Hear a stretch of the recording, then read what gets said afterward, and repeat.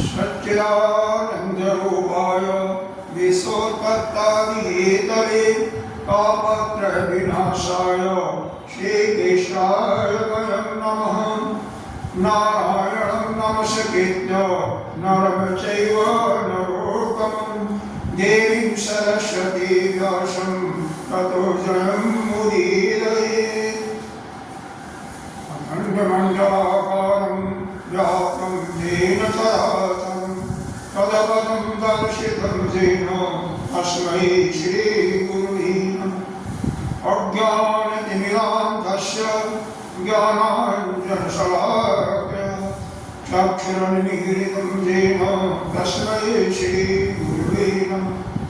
गुरुर्ब्रह्मा गुरुर्विष्णु गुरुर्देवो महेश्वरः गुरुर्साक्षात् परं ब्रह्म तस्मै श्रीगुरुवे नमः। त्वमेव माता च पिता त्वमेव बन्धुः च सखा त्वमेव वेदा द्रविणं त्वमेव सर्वं मम देवदेव। गजाननं भूतगणाधिसेवितं अभेदजम्बोफलचारुभक्षं वासुदं शोकविनाशकारकं नमामि गणेशपारिभङ्गम्। अनंत श्री घोषित 1000 से पंचायती महानिर्वाणी अखाड़ा के वरिष्ठ विष्णु महामनेश्वर एवं मुक्त देशद समाज के अध्यक्ष श्री सतगुरु भगवान के चरणों में कोटि कोटि नमन वंदन अर्चन। यहाँ के पीठाधीश्वर महामनेश्वर स्वामी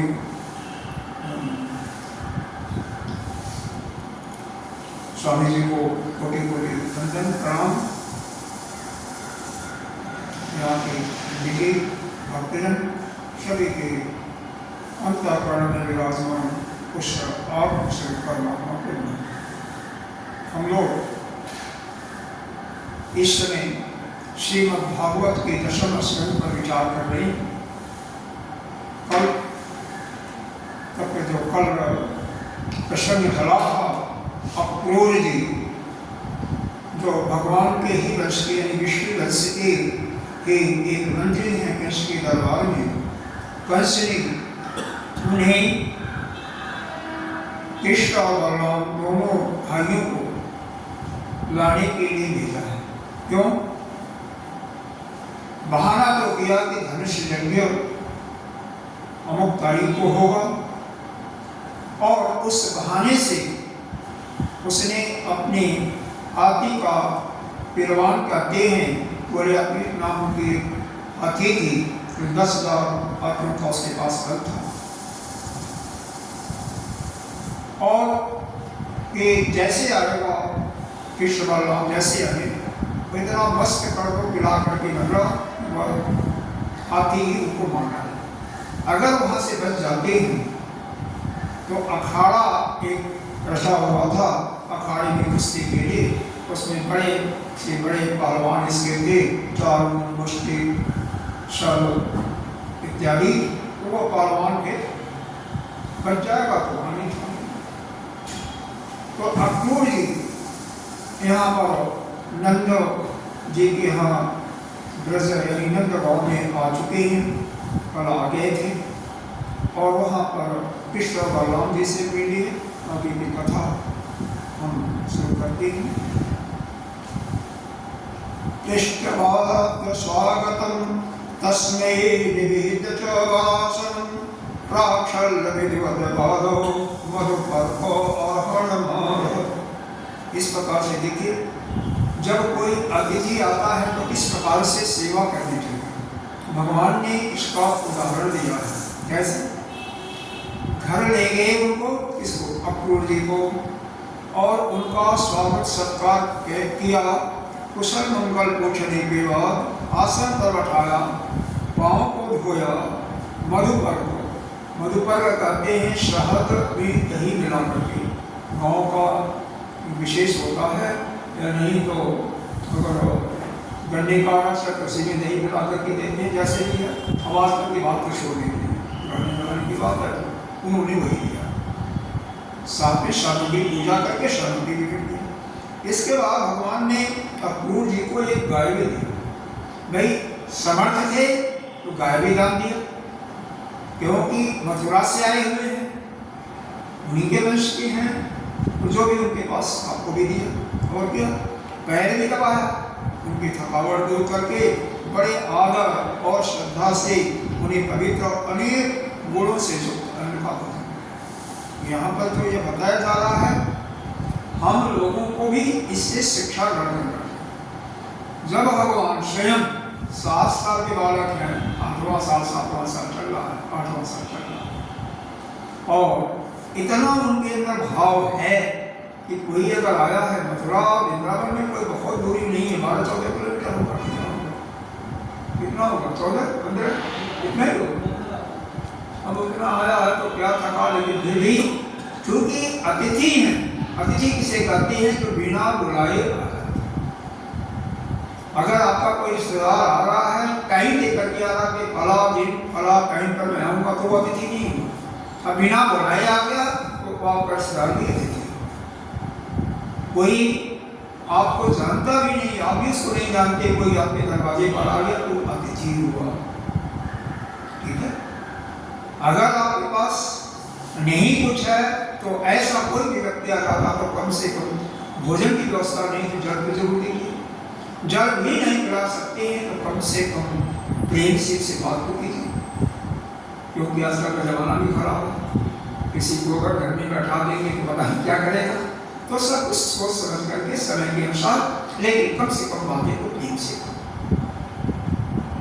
चाहे वह संत हो और चाहे कोई भी अतिथि हो, तो अतिथि की सत्कार।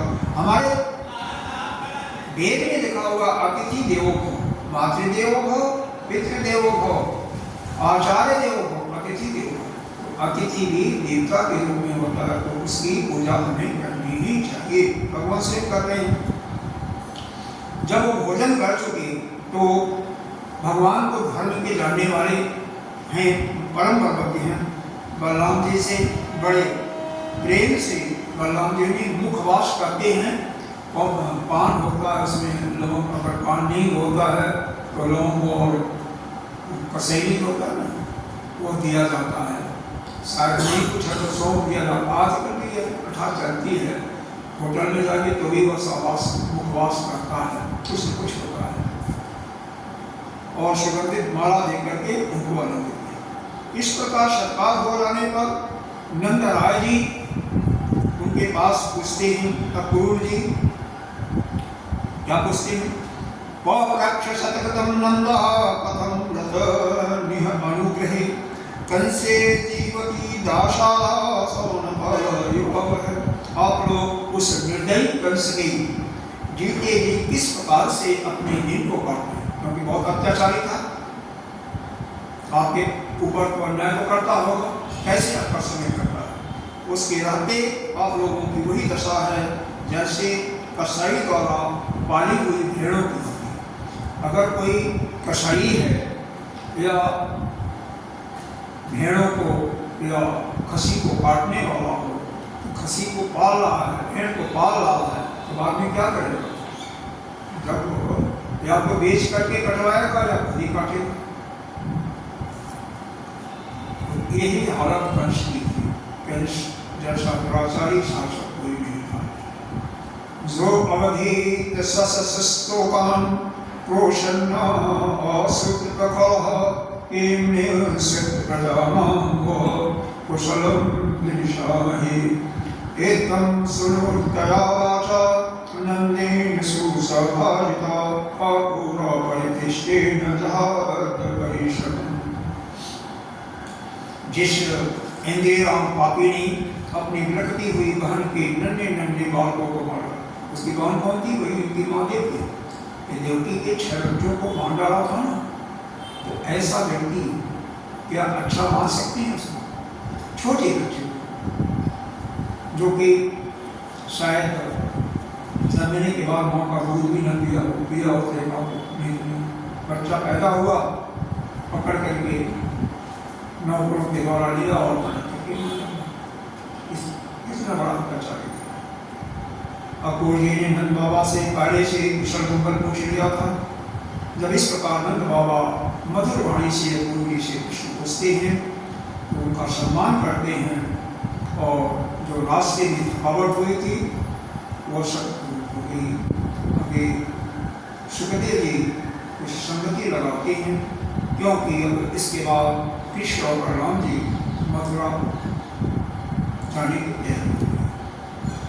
अक्रूर जी बताते हैं कि फला दिन पर, शायद दूसरे तीसरे दिन था, तीसरे दिन यज्ञ का एक तो बहाना दिया गया था, धनुष यज्ञ होगा और उसमें कुश्ती होगी। सभी को दावत दिया था कि आप सभी ब्रजवासी भी आइए नंद बाबा के समीप, और कृष्ण और बलराम को खुद रथ पर बैठा करके ले जाने के लिए वो आए हुए थे। तो इसी का संगति दे रहे हैं शुक्रदेव भगवान, क्योंकि ये कथा कहाँ चल रही है? शुक्रकाल में चल रही है भागवत की कथा। सुनने वाले राजा प्रेक्षित हैं और बांटने वाले कथा व्यासपीठ पर बैठे हुए शुक्रदेव भगवान हैं, जो व्यास जी के पुत्र हैं। सुखोपदिष्ट कार्यके राम केशो मानितः लेवे मनोर्थान सर्वान् पथयान् सचकारः। सायं तनाशनं कृत्वा भगवान् देवकी सुतः सहस्रवित्तं कंसस्य प्रतक्षा अन्यचिकेशितम्। भगवान कृष्ण और बलराम जी अक्रूर जी का भली भांति सम्मान करके आराम से पलंग पर जब वो बैठ गए, उन्होंने रास्ते में जो जो उनकी अभिलाषाएं की थी सारी पूरा हो गई। अभिलाषा के मन में यही आया था कि भगवान मिलेंगे कन्हई तो क्या मेरे को पहचानेंगे? नहीं पहचानेंगे। दूसरा, मिलेंगे तो मेरे को चाचा कह करके, क्योंकि इन्हीं के परिवार में थे, तो चाचा कह करके बुलाएंगे और मैं उनको बोलने लूँगा। तो सब सारा काम पूरा हो गया था, उनका स्वागत भी हो गया था। देवकी नंदन भगवान कृष्ण सायंकाल भोजन करने के बाद अक्रूर जी के पास जा करके अपने संबंधियों के साथ कंस के व्यवहार और उसके कार्यक्रम में विस्तृत व्यवहार रहते हैं कि कब यज्ञ है, क्या है, कैसे है, सवाल पूछते हैं। भगवान कैसे करते हैं? श्री भगवान को भगवान को करता है। देखो, आपको एक दिन बताया गया था भगवान के 3 शब्द। वह जो निर्गुण निराकार वो तो ब्रह्म है, वह तो कुछ करता नहीं है न कुछ। जो उसी के मन में एक आशा आती है, मन में भावना आती है एक से मैं कई हो जाऊँ। हम लोगों के अंदर भी तो आती है, भाई एक से हम कई कैसे होते हैं?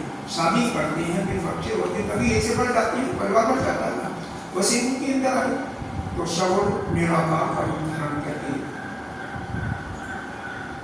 और इस सृष्टि की उत्पत्ति की, हालांकि सृष्टि वगैरह है नहीं, लेकिन फिर भी हम लोगों के लिए सृष्टि की उत्पत्ति हुई, माया की सृष्टि। पंचमहाभूत बनी और फिर 14 लोक बनी। लोक तो जानते ही होंगे, 7 पृथ्वी को लेकर के 7 ऊपर 7 नीचे हैं। यह मृत्युलोक कहलाता है जहाँ पर हम लोग हैं। इसके ऊपर भुव स्व महा जन तपा सत्यम सत्यलोक भगवान का है, विष्णु ब्रह्मा जी का, ब्रह्मा विष्णु सत्य नए जी को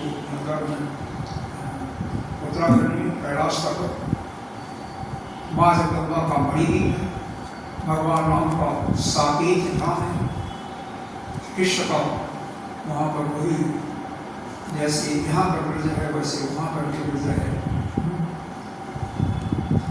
वहाँ पर भी हर एक देवताओं का अपना अपना धाम है। नीचे भी है अतल वितल सुतल तलातल रसातल महातल और जहाँ पर राक्षस दैत्य लोग रहते हैं। इस प्रकार से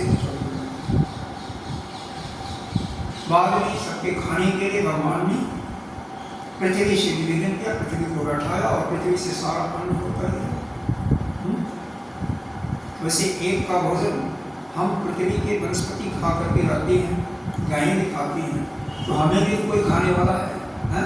शेर आगा तो छोड़ेगा नहीं, फिर शेर भी किसी का शिकार हो जाता है।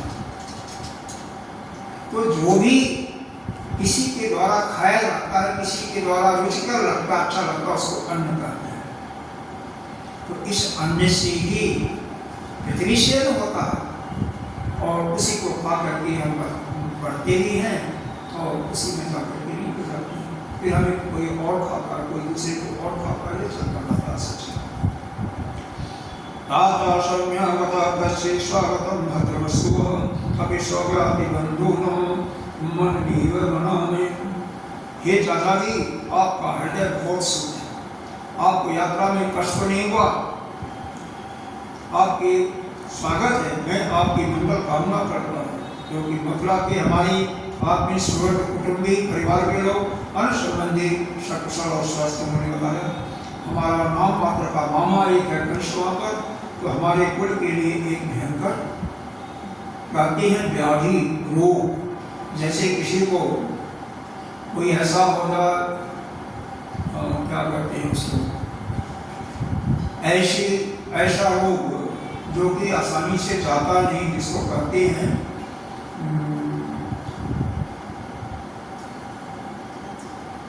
क्या कहते हैं, उसका नाम देते हैं असाध्य।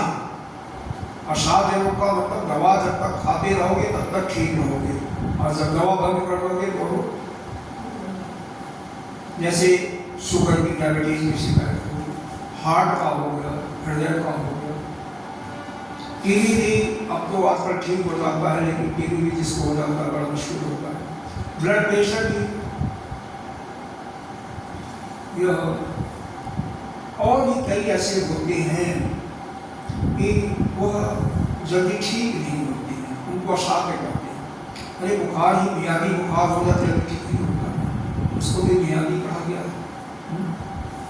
तो इस प्रकार से हमारा जब तक उसकी बढ़ती ही हो रही है तब तक हमारे वंश वालों उनके बाल बच्चों को कुशल होकर जाते थे।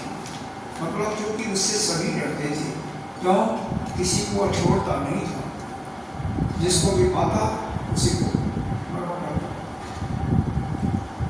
सुखदेव जी करें कृष्णो भगवता सर्वं गणयामासमादो वरदान वंदे वासुदेव भगवत्यमं। हे परीक्षित, भगवान कृष्ण और अपूर्व से किस प्रकार प्रश्न किया, तो उन्होंने बताया कि सभी जदवंशियों को घोर, जदवंशी जो हैं, जदवंशी क्या कहते हैं, राजा जदू के खानदान के थे। जदू जो थे ये क्षत्रिय थे, यादव नहीं थे। राजा जजाति के पुत्र थे। राजा जजाति के जो उनकी पत्नी थी देवयानी, उसके गर्भ से जदू बड़े लड़के थे, इसीलिए उन्हीं के नाम पर इसका वंश का नाम चला जदू, और बाद में क्या हो गया, यादव वंश का। लेकिन गाय चराते थे, नंद बाबा वैश्य परिवार के थे। वैश्य परिवार का मतलब ये जो व्यापार करते हैं, जिसमें गुप्ता होते हैं, अग्रवाल होते हैं, जैन होते हैं, विशेष करके से बात करके सभी करते हैं व्यापार। तो वह गाय का व्यापार करते थे, ऐसा नहीं अभावी थे, लेकिन यह क्षत्रिय परिवार के थे, क्षत्रिय वंश के थे। भगवान कृष्ण राजा जदू के खानदान के थे। राजा जदू जजाति के कन्या के, इनकी माँ का जो जदू की माँ थी वह शुक्राचार्य की पुत्री देवयानी, उसका नाम था, ब्राह्मण परिवार की थी। तो इस प्रकार से कहानी तो लंबी है, तो अच्छे परिवार के थे। तो भगवान हर एक के घर में जन्म नहीं रहता है, जो परिवार में ठीक हो, धर्म का पालन भी करने वाला हो, भगवान का भक्त भी हो, तभी उसके यहाँ भगवान आते हैं। वैसे भगवान दर्शन कहाँ देते हैं? वैसे होता तो हम सबको नहीं मिल जाता, आसानी से मिल जाता है भाई।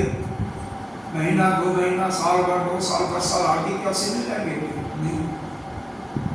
जब नित्य निरंतर आकाशित तो उस परमात्मा देखो, जो कि भक्ति जो भी है, तो नित्य निरंतर उसी परमात्मा के चित्त से जब जुड़ जाता है, जिसका दिल उसको ज्ञान योग तो चलो प्रखर बुद्धि वालों के लिए है, वो बाद में नंबर आता है, लेकिन भक्ति तो सभी कर सकते हैं ना। मान लो पूजा करने भी नहीं आता, कोई बात नहीं, सेवा तो कर सकते हैं, भगवान के जहाँ पर भी मंदिर है, आश्रम में सफाई तो कर सकते हैं ना, उसमें तो कुछ नहीं है, कुछ लगता भी नहीं है, वो सेवा तो कर सकते हैं। भगवान का वस्त्र है, उसको भी साफ कर सकते हैं। गंदा दिखाई दिया, उसको आया साफ कर दिया, शरण में डाल करके, शरण भी आश्रम का मिलेगा। और आपका मन लगाने के लिए भगवान को कुछ चाहिए नहीं, केवल आपके मन को चाहते हैं। और मन चोर इसीलिए करते हैं, गोपियों के मन को उन्होंने छीन लिया था, क्योंकि गोपियां साधारण नहीं थी, बड़ी तपस्या की पिछले जन्म की, तब जाकर के उनका मन भगवान कर रहा। तो जिनका मन नित्य निरंतर भगवान का ध्यान करेगा, भगवान जो काम करेगा भगवान के लिए ही करेगा। ये देखो हम लोग क्या करते हैं, किसका चिंतन करते हैं? अपने परिवार में जिसके, चाहे लड़के से प्रेम हो, चाहे पत्नी से हो, चाहे भाई से हो, चाहे बहन से हो, चाहे कोई मित्र हो, उसी के तो आप बार बार करते हो, उसी के विषय में तो बार बार सोचते हो। अगर वही सोच बार बार उस परमात्मा से सोचो, चाहे वो कन्हई हो, चाहे भोले बाबा हो, चाहे बड़े जिस रूप में मानो आप, तो देखो आपका कल्याण होगा। जितना प्रेम छोटे बच्चे से करते हो, जो आपका पोता हो, चाहे धोता हो, चाहे कोई हो, उतना ही प्रेम उनसे। माताएं जितना प्रेम अपने छोटे बच्चे से करती हैं, क्या करती हैं? बच्चे को सुखा करके रखती हैं, क्योंकि पेशाब करता है और गीले स्थान पर माताएं स्वयं सोती हैं। उसी प्रकार से भगवान का ध्यान जो रखता है उसको भगवान मिलेंगे हर समय। अगर छोटा बच्चा है तो माताएं क्या करती हैं? प्रत्येक क्षण उनका कुछ भी काम करेंगे, उनका चित्त कहाँ रहेगा? बच्चे पर रहेगा। वैसा ही प्रेम हमारा भगवान से, यह भक्ति मार्ग का है। भक्ति मार्ग में किसी चीज की अन्य आवश्यकता नहीं है, केवल भाव मन होना चाहिए। शरीर है तो श्रेष्ठ सेवा, मन आपके पास, मन से जो भी मंत्र है उनका मंत्र का जाप करो। गुरु के द्वारा मंत्र दीक्षा लिए हो तो गुरु मंत्र का जाप करो, जितना कर सकते हो। फिर बुद्धि से वह चिंतन की बात आती है, जब आपके मन साफ हो जाते हैं, मन में एकाग्रता आ जाती है, मन शांत होता है, फिर आप ज्ञान के लिए, और क्योंकि अपना उद्धार ही करना है, इस संसार की आवागमन में दोबारा हमें नहीं आना है, जिनको भी नहीं आना है, तो उस वेद के महावाक्य का चिंतन करना पड़ेगा कि मैं ब्रह्म हूँ, हम ब्रह्मास्मि तत्त्वमसि, तत्व की दृष्टि से मैं और वह एक है। लेकिन वो नंबर बाद का आता है। पहले तो आपका प्रेम भगवान के किसी विग्रह के साथ ऐसा लग रहा जैसे छोटे बच्चे को, साल भर के बच्चे को, 2 साल के बच्चे को, 6 महीना के बच्चे को उसकी मां की ऐसा जिसका दिल लग जाएगा, उसके लिए भगवान आसानी से सुलभ सकते। गोपियों का पीछे पड़ा था, गोपियां क्या करती थी? हर समय भगवान को याद करती थी, घर के काम करती थी, लेकिन उनका चित्त कहाँ था? भगवान। वैसा लगेगा नहीं भगवान। अक्रूर जी ने कंस का संदेश सुनाया, क्योंकि अक्रूर जी कंस का दूध बनकर के आए थे। तो दूध का पहला काम होता है, जो संदेशा लाए वो संदेशा को देना, पहुंचाना, वो समझिए। और भगवान कृष्ण बलराम दोनों हंसने लगते हैं जब उसका संदेशा सुनते हैं, और अपने पिता नंद जी को भी बता देते हैं। सारा नंद बाबा ने सारे ग्वाल वालों को बोला, सब गौओं का जो गोरस है, गोरस का मतलब घी भी आएगा, दही भी आएगा, तो सब इकट्ठा करो और कल हमें चलना है, चलना। तो सब लोगों ने इकट्ठा किया, और दूसरे दिन फिर सुबह सुबह भगवान कृष्ण और बलराम जी तो रथ पर गए अक्रूर जी के साथ में, और बाकी छकड़ा करते हैं, शायद नाम जानते हैं, जो देहात में रहे होंगे जानते होंगे, ये बैलगाड़ी को छकड़ा करते हैं। कोई भैंसे चलाता है, कोई बैल से, उस पर अपना सब सामान रख करके, और वो लोग बैठ करके किया। और इधर जब गोपियां सुनती हैं कि हमारे दिल के जो कलेजे मनमोहन हैं श्याम सुंदर और बलराम जी अक्रूर जी लेकर के जा रहे हैं, तो उनका तो ऐसा लगता है कि जैसे कोई बुरी खबर सुन करके कोई अचेत हो जाता है, वैसे ही वह अचेत हो जाती है।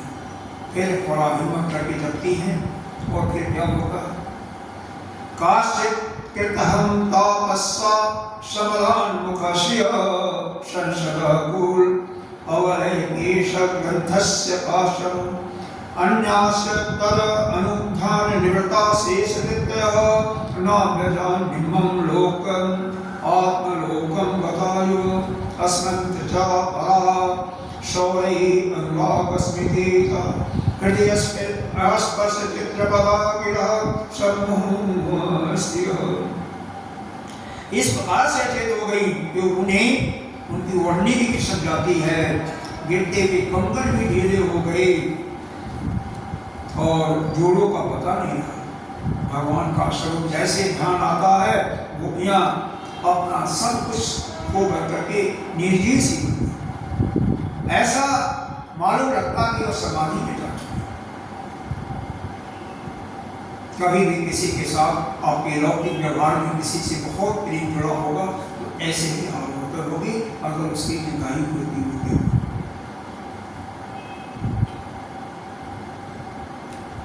गोपियां मन मन भगवान के जो हाव भाव थे उनको याद कर रहे थे, भगवान के लीलाओं का अनुसरण करने लगे, चिंतन करने लगे। उनका हृदय सब भगवान के प्रति समर्पित था, उनकी आंखों से आंसू आ रहे थे और झंड इकट्ठी होकर के क्या कर रही हैं। अब गोपियां यहाँ पर बोल रही तो बचा अहो विधाता तो न बचित दया संजोज मैत्रा प्रणीन देहिन तासकतार्थान विगुणक्षपार्थन विक्रीतम तीर्वकेशतः। हे विधाता, तुम सब कुछ विधान तो करते हो परंतु तुम्हारे हृदय में दया नहीं। पहले तो प्रेम से सौहार्द से जगत के प्राणियों को एक दूसरे को जोड़ते हो और फिर उनको विष्णु के करने जिसके साथ आपका प्रेम है इतना जुड़ा हुआ है, एक दिन बिछोह होगा। इसीलिए अब थोड़ा सा ज्ञान मार्ग में जाओ ना तो फिर यहाँ पर लड़का हो जाएगा। भक्ति मार्ग में तो प्रेम भी है दुख भी है, विषोह होगा तो जो लौकिक व्यवहार में आप लोग देख रहे हो। ज्ञान मार्ग में कोई किसी का है ही नहीं है, क्यों भक्ति होगी हमारा है, तुम्हारा कुछ नहीं है संसार में। अगर ऐसा मान लोगे तो फिर नहीं होगा, सीधा वहीं पर साफ कर देते हैं, सब कुछ साफ कर देते हैं। वेदांत बिल्कुल साफ कर देता है कि यह संसार तो माया का संसार वास्तव में संसार है ही नहीं है, केवल परमात्मा ही है। कौन तुम्हारा हुआ, कौन दूसरे का हुआ, मैं मेरा तू तेरा, यही बंधन का कारण है।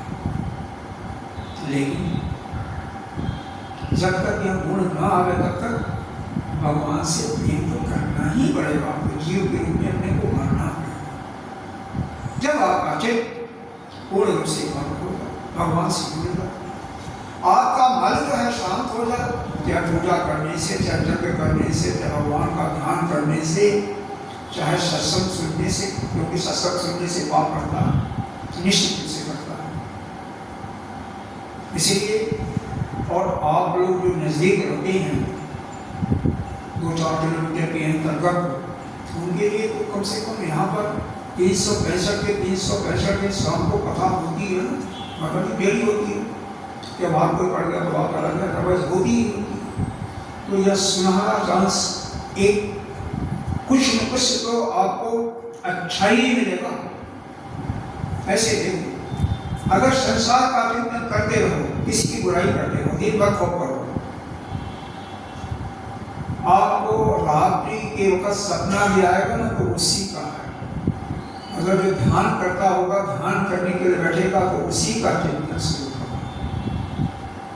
अगर दिन भर भगवान का कीर्तन कर रहे हो, भगवान के मंत्र का जाप कर रहे हो, सत्संग सुन रहे हो, किसी संत के साथ हो, किसी भक्त के साथ हो, तो आपको सफल आएगा, तो अच्छे ही कर्म का आएगा। ध्यान करोगे तो इस परमात्मा का ही ध्यान आएगा, समाधि नहीं लगेगी। तो जो हमारा व्यवहार लौकिक व्यवहार में होता है वही हमारा सामने जागृत अवस्था में नहीं आया तो स्वप्न अवस्था में वही परिलक्षित होता है। तो ध्यान करेंगे तो वही आएगा, दिखाई देगा। इसीलिए हमें दुष्टों का संग करने से बचना चाहिए, बहुत मूल सिद्धांत है। संग करो तो किसका? जो भगवान का भक्त हो या जो भगवान को तत्व से जानता है, निसंग उसका ही सुनो, जिससे आपको कुछ न कुछ ज्ञान की बातें मिले। कम से कम आपका मन संसार में कम से कम हटे, क्योंकि संसार में जो नेत्र आपकी देखेगी, कानों से जो शब्द सुनोगे, वही चीज आपका शकल में आएगा, या जिस भोग को भोगोगे संसार में, उसी भोग का कल्पना आपके शकल में आएगा, मन में आएगा। ध्यान करोगे तो वही चीज है। जो फल नहीं खाए हो कभी जीवन में, देखा भी नहीं है, सुना भी, वो फल शकल में कभी भी नहीं मिलेगा।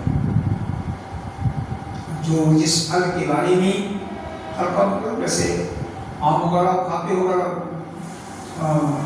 उत्तराखंड के फल की बात क्या है तो हम लोग नहीं जानते हैं, और भी कई जगह के फल दूसरे जो वहां नहीं रहते वो लोग नहीं जानेंगे, तो उनके सामने इसकी चर्चा भी हुआ, उनके सफर में कभी नहीं आया, लेकिन एक बार उसका स्वाद चख लिया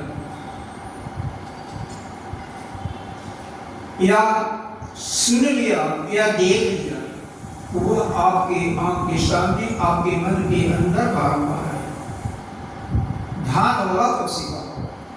इसलिए एक भगवान का स्वरूप देखिए ना, कम से कम भगवान का जो भी आपके पसंद जो भी करो, उसका एक फोटो अपने पास रखिए। मन उचलता है तो उसी को देखिए, या अपने गुरुदेव का फोटो रखिए, जो भी आपके गुरुदेव हैं। सभी गुरु एक ही जैसे ठीक है, ज्ञान में अंतर हो सकता है, लेकिन तत्व के दृष्टि से तो भगवान ही है, तत्व के दृष्टि से देवी है, जिससे आपका चित्त हमेशा उस परमात्मा के ही लीलाओं में, उनके कीर्तन में, उसी में उस अरे कौन संसार का कर रहे हो ना। एक हलवाई को जो हल चलाता है, आजकल तो ट्रैक्टर वगैरह का जमाना आ गया, गांव में जो रहे होंगे जानते होंगे, मैं तो गांव में रहता था। हलवाहा जब हल उठाता है तो भगवान का नाम लेता था, जब रख करके बैलों को जोड़ता था तो भी भगवान का नाम लेता था, जब नाश्ता करने बैठता था, बंद करता था तो भी भगवान का किसी रूप में नाम लेता। भोजन करते समय तो सभी लोग, अब आजकल का समस्या छोड़ दो, भगवान का पहले, अरे भोग तो लगाते होंगे, कुछ लोग तो लगाते हैं, लेकिन बहुत कम कल्पना होगी, भगवान को पहले किया भोग लगा। हम खा रहे, अरे नहीं अलग है तो आपके अंदर ही तो भगवान का वास है, उनको खिलाओ ना, पहले उनको खिलाओ। आप अकेले नहीं हो, लेकिन मन में भाव तो आए कि हमारी अंदर ही जगत के रचयिता, जगत के पालक हमारे अंदर ही वो है, हम भी वही है, न यह भाव है हम वही बात नहीं, लेकिन वो परमात्मा है, जिनकी शक्ति से मैं चल रहा हूँ, जिनकी शक्ति से मैं काम कर रहा हूँ, जिनकी शक्ति से मैं बोल रहा हूँ, वो हमारे ही अंदर है, कहीं दूर नहीं है। यह भाव नहीं भी आया तो कम से कम इतना तो आए, तो उनका ध्यान तो करो, ये बहाना ढूंढ करके का, और उनके साथ कम से कम एक रिश्ता बनाओ, एक मुंडक और कठोपनिषद दोनों में शक्ति रहती है, न अयम आत्मा प्रवचेन लभ्यो। यह जो अपनी आत्मा है ना, प्रवचन सुनने से भी केवल प्रवचन सुनते रहो, प्रवचन का मतलब ऐसा सुनते रहो, केवल इससे भी वह प्राप्त नहीं होगा। न भेदया न बहुधा श्रृण, आपकी बुद्धि कितनी भी प्रखर हो, कितनी भी तेज हो, उससे भी नहीं मिलेगा। न केवल श्रवण मात्र से, न प्रवचन करने से व्यक्ति एवं आत्मा दृढ़ तेग लब्ध, जो उसको भर लेता है, अपना बना लेता है। देखो लौकिक व्यवहार में है, जब आपकी शादी हुई होगी, इसको वह जो जिस लड़की के साथ गई है और उसके साथ शादी हुई है, आप दोनों नहीं जानते होंगे ना, आज की जमाना छोड़ो, नहीं जानते ना। वहां पर क्या हुआ, उसने मान लिया कि हमारे पति हैं, आपने मान लिया कि हमारी पत्नी है, तो क्या हुआ, आपने मान लिया, एक रिश्ता कायम कर दिया, तब तो उससे प्रेम है। अरे आपका बालक पैदा होगा, आपके साथ तो नहीं आया था ना, मानने का ही है ना कि मेरा बेटा है, तो जो ऐसा उनके साथ रिश्ता कर देते हैं, जैसे संसार में जिसके साथ अपना घनिष्ठ संबंध बना लेते हो, उसी की याद आती है, उसी का सोचते हो, उसी से बात करते हो, वैसे ही उसके साथ एक रिश्ता बना लो, चाहे अपना बेटा बना लो, चाहे अपना पति बना लो, चाहे पत्नी बना लो, चाहे लड़की, सब बनने के लिए तैयार तो है वो, जिस रूप में वो अच्छे लगते हैं उसे बना लो। ऐसे साधना विपरीत शाम, तो वह अपना सब कुछ आपको दिखा देते, खोल देते, सारा ज्ञान का भंडारा आपके लिए खोल देते। लेकिन कैसे, वो कैसे करेंगे, पहले उसके साथ बर करना पड़ेगा। बर का मतलब अपना एक रिश्ता बना लो, संबंध जोड़ लो कि यह जो हमारे आराध्य हैं, जिनका हम नित्य पूजा करते हैं, ध्यान करते हैं, जिनका भोग लगाते हैं, वो हमारे पिता है, बच्चा है, बेटा है, भाई है, कुछ बनाओ और वो रिश्ता परमानेंट हो जाए। देखो इस संसार में 3 रिश्ते होते हैं। एक जन्म जात का होता है, जैसे पैदा हुआ तो बच्चा तभी से उसका संबंध हो गया अपने माता पिता, भाई बहन, काऊ चाचा हो गया, तो जन्म जात। दूसरा मान्यता प्राप्त, मान्यता प्राप्त मतलब जैसे आपकी शादी हुई, लड़की की शादी हुई, तो मानता ही तो है। ऐसे ही भगवान के साथ, ऐसे ही गुरु के साथ, शिष्य भी गुरु का रिश्ता क्या होता है, मान लेता है कि हमारे गुरु हैं, और क्या है अंदर, इसके अलावा तो कुछ नहीं है ना, तो मान लो, कुछ रिश्ता कर लो। और तीसरा होता है शाश्वत संबंध। शाश्वत संबंध आपका मूल संबंध उसी से, परमात्मा से शाश्वत संबंध ऑलरेडी है, वहीं से आए हो और वहीं जाओगे भी। वह तो कभी नहीं छूटेगा, लेकिन उसको क्या हुआ है, भूले हुए हैं। तो जो भूले हुए हैं, चाहे हम अपने भ्रम से, संदेह से भूले हुए हैं, उस संदेह को दूर करें। संदेह कैसे दूर होगा, कथा का श्रवण करने से दूर होगा, यहीं से तो ज्ञान मिलेगा। और इस ज्ञान को प्राप्त करके उसके साथ एक संबंध बना लो। बाकी संसार के जो लौकिक संबंध है ना, यह आज है, कल नहीं रहेंगे। कितना भी किसी के साथ प्रेम करते हो, यह ध्रुव सत्य है कि आज है वो कल नहीं रहेगा। फिर ऐसा संबंध के पीछे क्यों भागते हो, अनित्य संबंध, और उसके साथ तो हमेशा रहने वाला है ना, वो तो सृष्टि के पहले भी था। प्रलय हो जाएगी तब भी वो रहेगा, आप भी रहोगे वो भी रहेगा, उसी के साथ। अगर किसी को अपना कल्याण करना है तो, क्योंकि कल हमारा अंतिम दिन यहाँ पर है, तो इसलिए हम बार बार जोड़ रहे हैं कि कम से कम जिसका भी कल्याण हो सके कल्याण करना। बहुत मन चंचल है तो योगा अभ्यास करो, प्राणायाम करके मन को स्थिर करो, ध्यान करो। नहीं भाव देते हो तो भक्ति करो। आपकी बुद्धि बहुत तेज है तो ज्ञान मार्ग में चल करके ज्ञान करो। और नहीं किसी में लगता है तो कर्मकांड, पंडित जी जैसे इन लोगों की सहारा लेकर के, आपके वेद में कुल 1 लाख मंत्र हैं, चारों वेदों में 80,000 मंत्र केवल कर्म कांड के हैं, 16,000 उपासना के भक्ति के हैं, ज्ञान के सिर्फ 4,000 ही हैं, जो कि 108 उपनिषदों की विभक्ति है।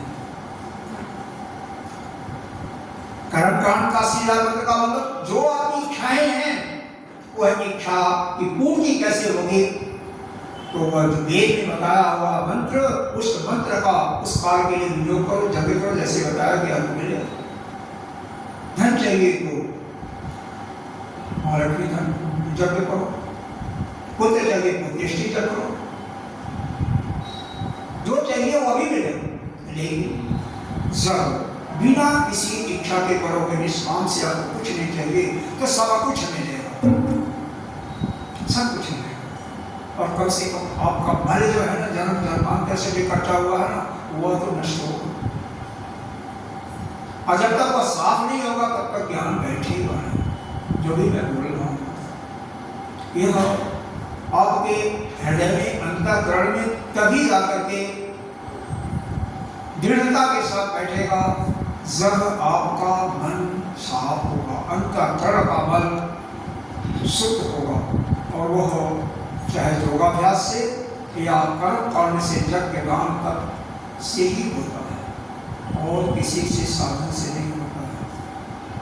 वेद के मंत्रों का पाठ करोगे उससे भी क्षण होगा। संत की कोई अहित की कृपा होगी, विशेष कोई संत होगा तो उसके, लेकिन संत की आशीर्वाद ऐसे थोड़ी सबको देता जाएगा, सबको तो नहीं देगा ना।